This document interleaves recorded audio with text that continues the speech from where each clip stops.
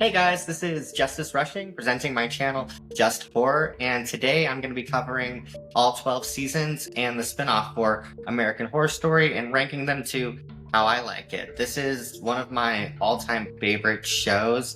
It's one of my comfort shows. I've been watching it since the second season, and ever since then I've been caught up as each season has come out. I'm always following the little clues that Ryan Murphy releases with each upcoming season. It's just one of my all-time favorite shows, and I've been wanting a chance to talk about it, and what better time than to make a whole ass video about it, right? Something I want to throw in there too, I think it goes without saying, this is my ranking, not your ranking, and I'm going to have some serious hot takes in here. There's seasons that I really like that the fandom doesn't seem to like that much. There's seasons that I really have a lot of nitpicks with that the fandom also really enjoys. But just remember that, like, this is my list, and I would love to hear your guys' opinions down in the comments below. So tell me how wrong I am, and tell me what seasons that you liked, and like how you would rank this show. And also, I think it goes without saying, there's going to be a lot of spoilers in this, so if you haven't seen the show and you want to watch it, then I would say just go watch it, obviously, but you've been warned, this is going to be filled with spoilers. But anyways, this is going to be a really long video. We have over 13 seasons of television to rank, so buckle up, let's get this going. Now, coming in dead last place for me is the spin-off series American Horror Stories. Unlike the regular show, instead of every single season being its own self-contained story, this one does it where every episode is. And if you guys saw my monthly recap for February, I touched on finally finishing season 3. I drug my heels on it for so long, and I feel like that's a clear sign for why this has fallen dead last on my list. There's a lot of things in this show that are flaws to later seasons of American Horror Story, but seem to be put on steroids in this series. Ryan Murphy very much struggles with knowing how to end his shows. I thought maybe having a 40-minute episode to like an hour-long episode, he would be able to like come with a beginning, middle, and end instead of cramming all this bullshit in. But at the end of the day, that's not what happened with this show at all. I would say that most of the writing feels very boring and generic, and you can very much just tell that it's using the American Horror Story name to just make a couple quick bucks. Like, that's all this show is. It very rarely ever connects to the actual series, and then when it does, it feels very forced. Because of this show, I have no interest in ever wanting to see Murder House again. The way they handled that storyline, they just completely butchered it, and it took away from the fact that this is supposed to be a series where each episode is supposed to be a different story. When you have 3 episodes of your, I believe it was 7 episode first season covering the same storyline, it just completely defeats the purpose of all of it at the end of the day. Furthermore, most episodes just end up being fairly mediocre. There's a lot of stunt casting in this, which the regular seasons are very guilty of. But what's unfortunate about this is, usually with some of those stunt casts, you can still see them shine at some point. A lot of these stunt castings, they don't get a chance to shine. Like, I think it's despicable the fact that Alicia Silverstone was in an episode of this, and it's one of the most forgettable episodes of the entire spinoff. And honestly, I think it would have been way more exciting to get Alicia Silverstone in the actual series and have her as like a prominent character. Her, or even Debbie Ryan, who was in the most recent season. I think she would have been another fun one to have in there. Her with the pairing of like Billy Lord and like Leslie Grossman, that would have been so much fun. But at the end of the day, most of these episodes, that's all they are, is they're just forgettable and not that well written. A few of the episodes that stood out to me were like Feral, Necro, and Tapeworm. Those were ones that I enjoyed. For the most part, there really wasn't anything else I did. Or there's episodes where I've seen the ideas done before, but to much better effect. And it seems to be ripping off shows like Twilight Zone and Black Mirror. And there's even a whole episode of this where it's about this woman getting plastic surgery, and it very much feels like a ripoff of a Twilight Zone episode that does the exact same thing, but to much better effect. And it's just a very sad attempt at a spinoff, and I honestly hope it does not get renewed for a fourth season. Like, just kill this project. It was dead on the water before it even got here. Now, coming in at 12th place, we have American Horror Story Delicate, which is the most recent season of the series. And this is also the very first season to be based off of a novel as well called Delicate Conditions. I touched on this season and that novel a little bit in my last video for Rosemary's Baby, but I'll get into it again. I read the novel and I did enjoy it. And I thought that there was so much stuff and so much potential for this season, especially with the ending of the novel when you find out that it's a witch's coven. I figured that would be like such an easy tie-in to the Coven season, and it just ended up not being that. Like, I don't need there to be Easter eggs in every season of American Horror Story, but you can't have something that perfectly set up and then like take away from that, in my opinion anyways. And two, I felt like in the novel for Delicate Condition, it very much felt like a female empowerment type story, and it had women coming together at the end. But in this iteration of the story, it's not that at all. It feels like Emma Roberts' character is on her own. And while we're on the subject of Emma Roberts, I do enjoy her in this series, but I don't know what was going on with her in this season at all. I think she was blatantly miscast in this season. Many of her scenes just felt very phoned in. We've seen what her acting chops are throughout this series, and the fact that like she didn't show up, like, it just doesn't make any sense to me. And it just made me wanting someone else to be casted in her position. And it didn't help that later in the season, the only good episode of this season, mind you, we have an actress that's playing the same character as Emma Roberts. I really do think, even though Annabelle Dexter-Jones, who is the actress I'm talking about, had not been a previous alum of the series, it would have been a very welcome change up to have her leading as Emma Roberts' character, or even get a different actress who's done this type of character before that like can actually fucking show up. I genuinely wouldn't have minded Sarah Paulson or Lily Rabe playing Anna at all. And for stunt casting, since we've been talking about that, Kim Kardashian does it, and I do think she gets more hate than she deserves. She has a lot of very campy moments and campy lines that I do find to be very funny. I brought you these overpriced, stupid pastries to say thank you.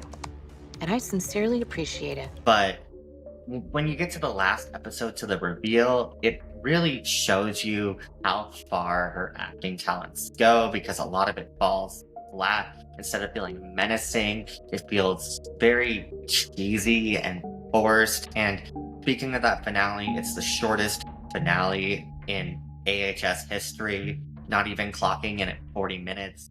And it just feels like typical Ryan Murphy fashion, where like he's done too much throughout the season, so then he just decides to like try to cram everything together by the end. It very much doesn't help either. The season only had one writer, and I don't think it's the writer's fault at all. I think she was very much overworked for this season, and it was made at such a messy point too, with all the writer strikes going on. So I don't put that blame on her. In fact, I would be the first to probably put that blame on Ryan Murphy himself for letting this season continue to get worked on as the strikes were going on, with it being like one of the later shows to finally cut production. I just don't think Ryan Murphy made this season in such a way where he even cared about it. He just wanted to push it out to continue with money. And it's partly frustrating too because he has so many other shows coming out right now, including around the time this came out. This could have been a good season, but at the end of the day, he let it flop, which is going to be a huge nitpick in my next one that's on this ranking. Now, coming in at number 11, I have less hate for this season. I'm not going to be shitting on it as much as I have the last two that I've talked about, but it still has a lot of problems, and I really am not a big fan of this one either, but that would be the 11th season, American Horror Story NYC. Now, there is stuff that I do enjoy about this season, and I will be the first to admit, and this is gonna sound so thirsty, but like it has easily the sexiest opening title sequence and like poster lineup, like kill me. This season really does just fall flat for me. It almost forgets that it's horror at many points to me throughout it, and it just drags along, and a lot of the characters are sidelined unless they're the gay men, but then like also because these side characters are sidelined that are supposed to be connected with the gay men, it also just makes them feel like far less fleshed out as well. Like you have Billy Lord and Leslie Grossman returning this season, and they both have really interesting characters, and I wanted to see more, especially with Leslie Grossman. You find out that she used to be with this cop and he ended up being gay, and they end up splitting, but she still really cares about him and he cares about her. But like it never really goes beyond that. Furthermore, like so many of the characters are just unlikable, not in a fun way either. There's so many seasons of American Horror Story where you have awful characters that do awful things, but you can still enjoy watching them. You may not approve of what they're doing, but you still enjoy watching them on your screen. But this season, you don't really feel that. Like, they're just doing unlikable things, and it's more annoying than anything else. To throw out some positives, I really did enjoy the build up to the Mai Tai killer. I found that very interesting. I think that was some of the most gruesome stuff that was in this season, the final episode of that storyline. You see his creation of the Sentinel, which is this like grotesque, like Frankenstein, like abomination. And it's very unsettling to see that. And it's the biggest glimpse of like horror that you get in this entire season. And the actor that plays the Mai Tai killer as well, he does a phenomenal job, and he is genuinely unsettling to the point where I feel like if I bumped into him on the streets, like even like meeting him as a person, I would have a hard time disassociating like his character from him. After that storyline comes to an end, we are left with the season feeling like it's meandering. You have this whole storyline of who's Big Daddy, this leather-bound muscle guy that's following everyone around and killing them. And then eventually it leads into this allegory about AIDS. I do think that could have been well done. I think the metaphor could have been great, but not in this show. This isn't an art house series at all. It would be one thing if none of the seasons were connected at all, but because there are Easter eggs connecting seasons together, and Ryan Murphy himself has like said in the past that like every single season is connected, it doesn't make sense to me to have this like metaphorical art house fucking story in the middle of your show. I really don't mind art house films. I enjoy Mother. That's one of my favorite films of all time, but there's a time and a place to do those types of things. And I really think if Ryan Murphy wanted to do that story, he could have so easily done it in some other standalone series rather than using it for American Horror Story, because at the end of the day, I really don't think this ties in that well to the rest of the continuity. I really do feel like Ryan Murphy didn't have faith in this season either. It was hardly promoted, and then the episodes were just pushed out, which is always a sign that they don't like what they got and they want to get the viewership that while they can, so they just push it all out so that they can like try to recoup some kind of money off of it, which is really sad because you don't get that many shows that have leading gay characters, and I want to see that. I love the representation, but not when there isn't enjoyment out of watching just misery throughout it, because that's all this is. It like relishes in the misery, and you can make a good queer movie or show that is very miserable and hard to watch, but don't make it boring, because then there's no point in watching it at all. Like, that's my take on it, because it's like comparing Boy Undone with Mysterious Skin. Mysterious Skin is a heartbreaking movie, but you feel for the characters, you know those characters. Whereas Boy Undone, like, it's really fucked up. It's sad watching a gay conversion story, but at the end of the day, it's really boring, and you don't care as much. Like, that's my take on it anyways. But this is exactly why that this one is as low as it is on the list. So now coming in at 10th place, and this is one that I feel like I'm gonna step on some toes with, American Horror Story Hotel. Now, this is the first season without Jessica Lange, who was our powerhouse actress of the first 4 seasons, and she has been someone that has been greatly missed in this series. She was very much a presence that you could feel missing from this season. And one thing that's unfortunate about that is I do feel like that reflects back onto Lady Gaga, who essentially takes her place in this season. And it's not her fault, because I do enjoy Lady Gaga as an actress. I feel like this is very much a hot take. I don't think her acting chops were up to par quite yet when she did this show. It was her first acting role, so that makes sense to me, but at the end of the day, I do think that for about half the season, it very much falls flat. She has a lot of iconic moments throughout the series. Are you out of your goddamn mind? I'd kill you if you weren't dead already. You disgust me.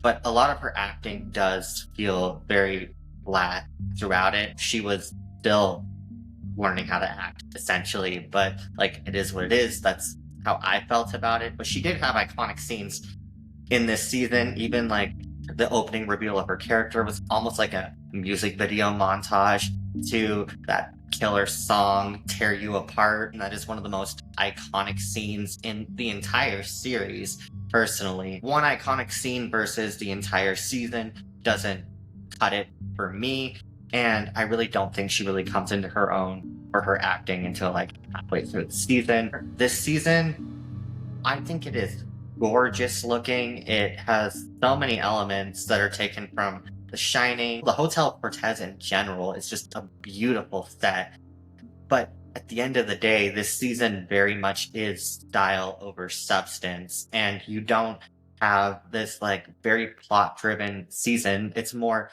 stylized than anything else, and if you're there for the plot, you're not going to get it, and then the plot you do get at many points is very boring. The whole 10 Commandments killer storyline, I think, is very forgettable, and I'm not really a big fan of John Lowe, the actor who portrayed him. It's very flat, and to have him as like one of your main characters that you're following throughout the season, I really felt like killed it for me. It is one of the harder seasons for me to rewatch, honestly. The only reason that it doesn't rank higher, like I said, is because it very much is style over substance. I don't hate this season by any means. There are things in this season that I really do enjoy, but a lot of it just feels like very forced, and things just kind of happen throughout it. Like, even with the Easter eggs and cameos that we get in this season, they don't really feel like they were earned like they do in other seasons, or they don't feel organic either. They feel like they were just written into the plot just so that they could be like, hey, this season's connected to Murder House. Oh, but it's also connected to Coven. Like, it felt very shoehorned in. The only one that they added in there for a returnee was Dr. Montgomery that I enjoyed, but having the realtor return, having Queenie show up, it all felt just very forced into the story. And I'm gonna have more thoughts on the Queenie stuff here in a minute, so you'll hear all about that. The only standout character for me in this, really, and I think everyone else can agree with this, is Liz Taylor. Dennis O'Hare did a phenomenal job with that character and brought so much camp, sass, and glamour to that role. Like, he did a really good job. Like, I can't stress that enough.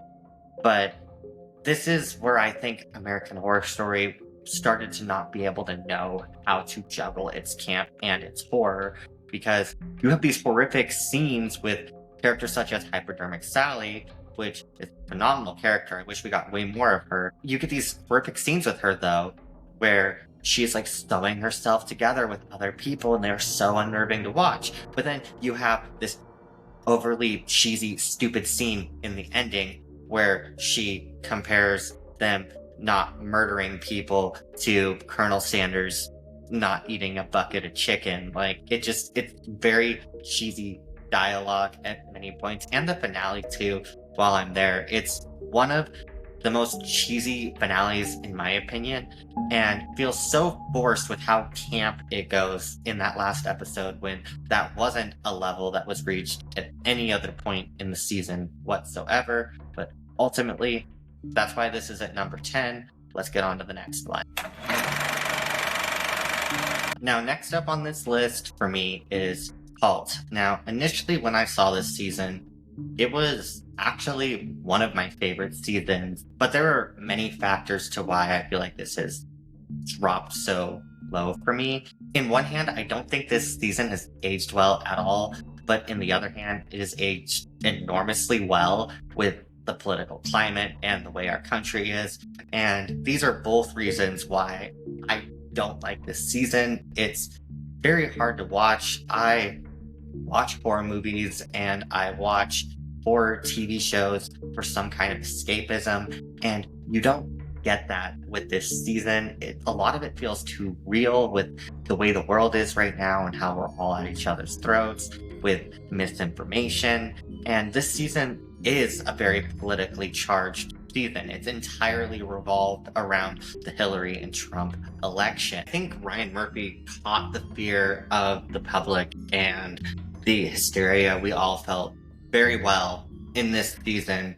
But again, with all the Hillary and Trump propaganda shoved in your face in this, like, it doesn't let you come to your conclusions on your own. It very much like spoon feeds you like exactly what their opinions are on everything. And yes, I'm a liberal, but I don't like having shit spoon fed to me. I don't want to get in that discussion. That's not what this video is about. One thing that I will praise this season for that I did enjoy is the fact that this is the only season, I believe, where the horror is completely done by people, and I think that's what makes it that much more unnerving at times when you're watching this. And then as you're watching this cult form, you really do understand like why people joined it and why they followed Kai as this leader. But in the same breath, as well as we're talking about Kai, Evan Peters' portrayal of him in this season is very unnerving, and I feel like this was a little bit of a prelude to him being able to play Dahmer. There's numerous scenes where you just see how unhinged he is able to go for that character, and it's very well done. As well, I do enjoy Sarah Paulson's character of Allie, but one thing that I think is a big detractor for her in this season is a lot of her growth happens off screen. You have half the season where you see her being afraid of everything, and then she goes to this like asylum to get better, and then when she comes out, she's suddenly like perfect. But you don't see her in the asylum. You don't see her getting better and like moving past her traumas and past all of her fears. It just happens off screen, and I hate when shows, movies, books, I hate when any kind of media does that. It feels very forced, and it feels like your character just flipped just so that the story could progress. But another positive I want to throw out there is this is the debut of both Billy Lord and Leslie Grossman. I very much enjoyed Billy Lord's character this season. For his Winter is a very empathetic character in my opinion, and you very much understand why she follows in line with Ty as her brother, but at the same rate too, you also have to be able to like kind of admit to yourself like how awful of a person Winter is in the same breath, because she is actually sane and she's going along with everything even though she doesn't agree with it. Ty is completely unhinged, Winter is not, which makes her scary in her own right. As for Leslie Grossman, you're gonna hear me praise the fuck out of her in later seasons. This is not one of those seasons, because for me personally, when I first saw this and when I've watched it since, I'm still not the biggest fan of her in this season. She's very much sidelined throughout it, and a lot of her comedic campy moments don't really shine in this otherwise very serious season. The scene of Allie poisoning Ivy is so good. I remember back in the day watching that scene on cable in high school, and oh my god, like my jaw dropped. It is such a badass moment, and it almost makes up for the fact that Allie became a badass off screen just so we could have that scene alone. I only want two things in this life. I want Oz all to myself. And I want to watch you die. This is a season that I feel very mixed about, but on to the next one. Now, this is another season that I feel like I'm probably going to get a little bit of crap for having this low, but here we're going to put Apocalypse. Now, just hear me out before you grab your pitchforks and everything. There is stuff that I enjoy about this season. I do enjoy Coven. It is really cool to see the witches come back. This is a Coven sequel at the end of the day, but this season isn't an apocalypse. Honestly, it's a build up to an apocalypse that never happens, and then when it does happen, you don't see any of it, and it's just a lot of wasted potential. Honestly, that's how I feel about this season, and there's a lot of things that I feel like could have been done better. There are things that I absolutely adore. They're also mismatched with very poor writing and very poor choices throughout, and many plot holes and contradictions, and then just terrible decisions.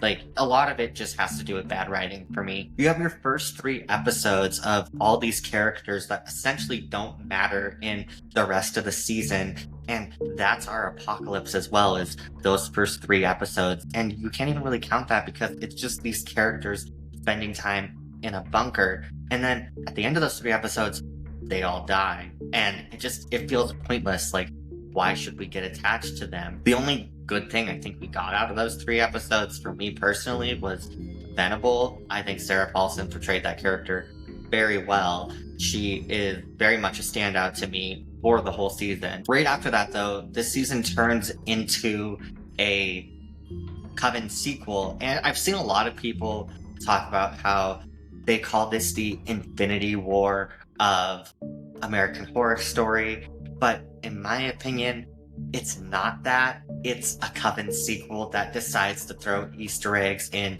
here and there about other seasons. Like, that's really all it is in my opinion, because this really is just Coven season 2. You have one episode that actually focuses on the murder house, and though that's a really good episode, I do have my problems with it. Like, I think it's awesome that we got a return of Connie Britton, who I wish was in way more seasons than just Murder House and got to play more characters than just Vivian. But moving on from that, we also got the return of Jessica Lange after not being in the show for over 4 seasons. Seeing her pop up on the screen was immediately iconic. It felt like such a breath of like nostalgia we were all just so welcome to have her back. Honestly, even if it was just for such a short time. And as Constant Langan too, like, I'm good. Sold. One thing that I feel like detracts though in this episode is you have Tate and Violet both back, and I don't like that they retcon that Tate's evil came from the house when that's not what it was in the first season at all. Like, I enjoyed Tate as a character in the first season. He's a god-awful person, but he was enjoyable to watch. He made interesting television. But also, you didn't have to retcon that to, like, make it okay to like him so that people were cool with shipping him and Violet, because that's the only reason they made that retcon. You have all these happy endings in that episode, but none of them matter by the last episode, because it does one of the cheapest writing tactics ever by your main character going back in time to undo everything. So it just makes the whole season feel pointless. And then there's so many plot holes created by that as well. And I'm not a fan of it. It just doesn't make sense to me. And so you have Billie Lourd playing this, like, all-powerful witch, but she's a super bland character in it. And I've rewatched the season a few different times now. I don't remember her name for the life of me because she's so bland and forgettable. Like, she's not one of the things I enjoy seeing with the season. It's fun to see Myrtle again. It's fun to see Sarah Paulson again. But, like, her, I wasn't a fan of. I had a lot of fun with Leslie Grossman's character. Leslie Grossman was phenomenal this season. Her camp acting was, like, top notch. Mallory, come here and stick your finger down my throat! But to backtrack a little bit, you have Billie Lourd's character go back in time to undo everything to, like, make it where the apocalypse happened. But by doing that, you undo everything that happened that Murder House episode, and it makes it where it didn't happen. Like, nobody got their happy ending. Everything we saw this season was completely pointless. But then also she ends up stopping Queenie from going to the Hotel Cortez, which, what does that do to the hotel season? Like, that takes away, like, so much story from, like, the way shit would have happened that season in a season that already didn't have much story. So, like, what the fuck? And on top of it, she brings Misty back, who she hardly knew, but then she leaves Madison to rot in hell a little bit longer when, in my opinion, Madison is a very different character than what she was in Coven and had redeemed herself. So why does she have to continue to stay in hell? Like, that doesn't make sense to me. But then again, too, in the same breath of mentioning these three characters, why did any of them need to come back? I loved Queenie, I loved Madison, and I also loved Misty, but you take away from any of the stakes that are in the series at all when your characters can just come back to life, like, out of nowhere. Like, what was the point of it? And two, it's always felt a little disconcerting to me when the series decides to cast actors to play multiple characters in the season, but normally I'm able to kind of ignore it because it's only for, like, a episode. Kind of like you have Sarah Paulson playing Hypodermic Sally in Hotel. Then in the last episode, you have her reprising her character from Murder House. Like, it felt weird to me there, but I could wrap my brain around it and be okay with it because it wasn't the whole season. But you have Sarah Paulson playing, like, three different characters this season. You have Evan Peters as well playing three different characters this season. It's just too much, like, entirely too much. And it's not just them, there's other actors in this as well who come back as multiple characters they have been throughout the series. And part of my argument to that is why have Evan Peters play two original characters, one that really sucks with a really bad haircut, instead of having him come back as Kyle from Coven, who is essentially, like, just doesn't exist. Like, he was never there. There's no mention of him, even though he was such a huge part of that season. And Zoe's and Madison's storyline of Coven, yet he's not there. Madison nor Zoe mention him. Like, what was the point of that? That's why this season ranks so low for me, though. Like, I do enjoy a lot of the comebacks, but a lot of it just feels very forced and lackluster to me, and it really is just a Coven sequel, and I think I would have been more okay with this season if it would have been advertised as such.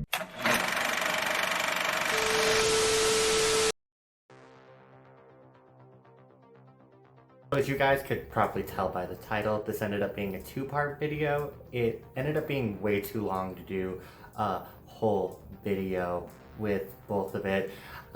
So this is going to be the first section. I am currently working on editing the second part, so that'll be out very shortly, so you don't have to worry about too much of a wait on that. But I hope you guys enjoyed the ranking so far, at least. I hope none of my opinions threw anybody off too much. And you guys should let me know what your rankings are this season. And if you like the video, leave a like and comment right down below. And if you guys have ideas for stuff you want to see me cover in the future, let me know. I'm all ears. But anyways, this has been Justice, and I hope to see you guys in the next one. Take care.